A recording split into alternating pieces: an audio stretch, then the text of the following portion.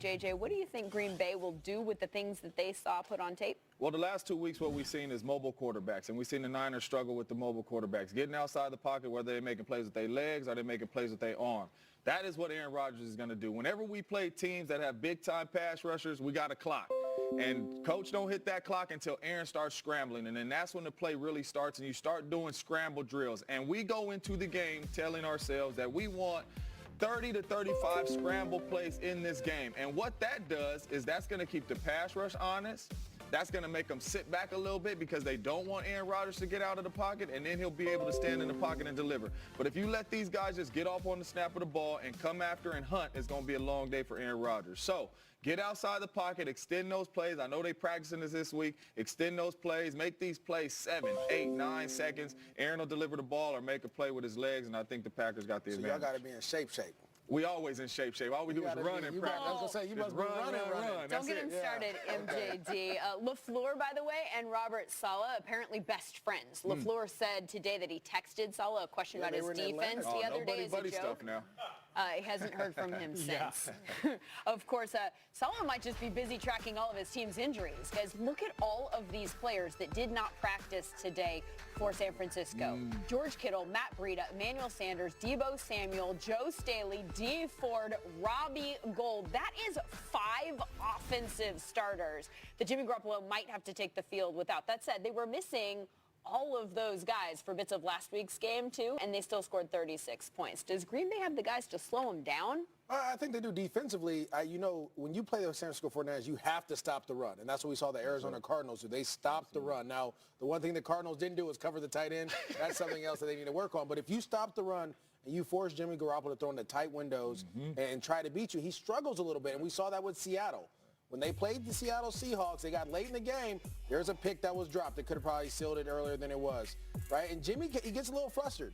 And so in this situation, if you can stop the run and put more of the onus on him, I think he'll be there. There's another one. If you put it on him, he'll give you opportunities. Now, the question is, James, are the Packers ready for these opportunities when they come and hit their hands, right? Like, is Jair Alexander going to be there when he throws the ball? And then you have to be able to take advantage because there's like any NFL team, if you don't create that turnover or you drop that pick, that team goes down and scores and changes the game. Absolutely. Especially in a game like this, you got to make those plays when they're there. If you let those plays go, it could change the whole game. It's a huge game, too. Massive playoff implications. Winner will be the top seed in the NFC at the end of the weekend, and the loser could find their hold atop their division in jeopardy. You've got the Vikings and the Seahawks ready to pounce.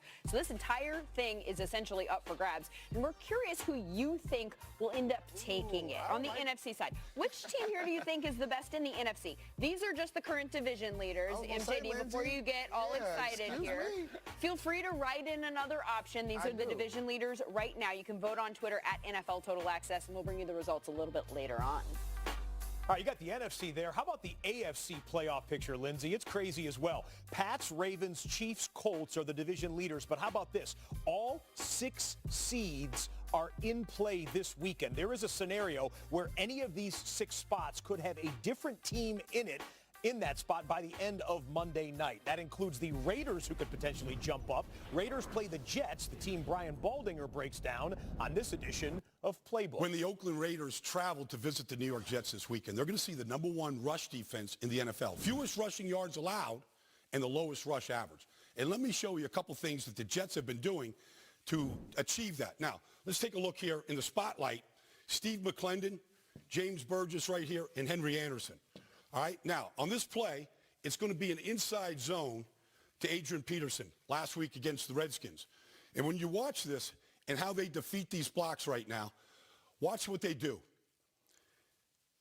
You're going to get right here, you're going to get Steve McClendon right here, like he's defeated this block. Burgess is here, and Henry Anderson comes here. And what they've done is they've squeezed and compressed the field. That's what they want to do in the run game. Now, one thing that the Raiders are going to have to get ready for is this. On this, they have their 2 inside linebackers here, and they have a 3rd inside linebacker, Neville Hewitt, and he's completely protected. Now, on this play here, out of the pistol formation, Adrian Peterson, again, they're going to defeat the blocks. They've angled block right here, and you can see right now that Anderson is in great shape. Here comes Quinnen Williams, and here's Burgess. They've got 4 guys that are now free. And Adrian Peterson, as he takes this ball, there you go. You compress the field. And that's what they've been doing on a regular basis with a lot of guys that are unknown in the NFL. The fourth leading rusher in the league is Josh Jacobs of the Raiders. But he's going to see his best challenge so far this season when he faces the Jets. And those are just a couple plays from this week's playbook. Doesn't want that these days. And how about this for a twist? The player chosen by the players as the best player in the NFL in last year's top 100, waiting for him on the other side of the ball. The best guy in the league when it comes to pressures and get off, trying to pressure the quarterback who scrambles the most and makes guys miss at an insane rate. He is tough to defend and has left many a team scratching their heads as to how to do it. Sent Jalen Ramsey to social media this week looking for answers. Adding Michael Vick. How would you stop someone like, well, kind of like yourself, but the 2019 version? I need tips for the game. So far, no response from Michael Vick. Maybe you'll have some suggestions, though. What should the Rams do? I got some tips for them. Listen, you need some help. You definitely need some help. Lamar Jackson is special, and what I believe the Ravens do is they try to get him one-on-one. A lot of these defenses think if that spy's on Lamar Jackson, that defensive end is right there, that is a success. We got him. That's what the Ravens want. One-on-one with Lamar Jackson, and he will make you miss 9 times out of 10. Right here, one of the most athletic linebackers in our league, Whitney Merciless. Foot in the ground, makes him miss, and when he makes you miss, he got damage to do, yards after yards, big play after big play. What you have to do to Lamar Jackson is keep him in the pocket. Right here you see Kansas City. 2 wide edge rushers right here. If he does escape, it has to go through the middle. And right here, it's zone coverage, so you see 2 linebackers' eyes on him waiting for the scramble. He tries to escape. The sack is right there. There's nowhere for him to go. Same thing right here. You see him coming off Tyrann Mathieu. He wants to come. He stops, puts the contain on, forces him to step up, pressure up the middle. We want him to escape up the middle. Sack there. That was a great play by Tyrann Mathieu, keeping him inside the pocket. What the Rams need to do, move 99, Aaron Donald, this game outside. And what this is going to do is get him one-on-one. And if it doesn't get him one-on-one, you're going to have to put tight ends, running backs to chip block. And once you do that, you get a spy in the middle of the field, a free player who can keep their eyes on Lamar Jackson, because a tight end or a running back has to stay in the chip and get out late, and they can't just get into the pass game early. Keep him inside the pocket. If he does escape, make him escape up the middle. Do not let him get on the edge. Seems like they might have a little bit of an X factor in the secondary, too, right? A guy by the name of Eric Weddle. Absolutely. Eric Weddle has been practicing against Lamar Jackson for a year. He knows how fast he is. He probably knows some of his favorite moves. He understands what the Ravens want to do with him. So he's going to be able to tell that defense how they want to use him, and I'm sure that'll help as well. Of course, having the information and then executing the game plan are 2 totally different things. Totally different. Again, the Monday night game, it is at the Coliseum here in Los Angeles, so we're going to go there live with special Total Access pre- and post-game prep.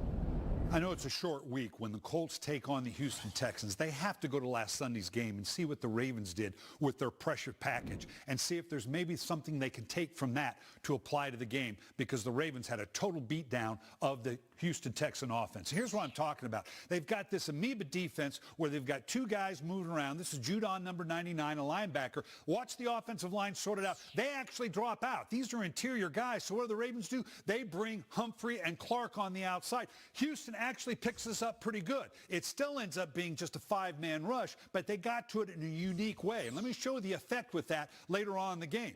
So now you have to factor for these safeties. You have to account for the inside. Same thing. I got Judon over here on the right. I got Clark. I got it in the corner over here. Look what happens.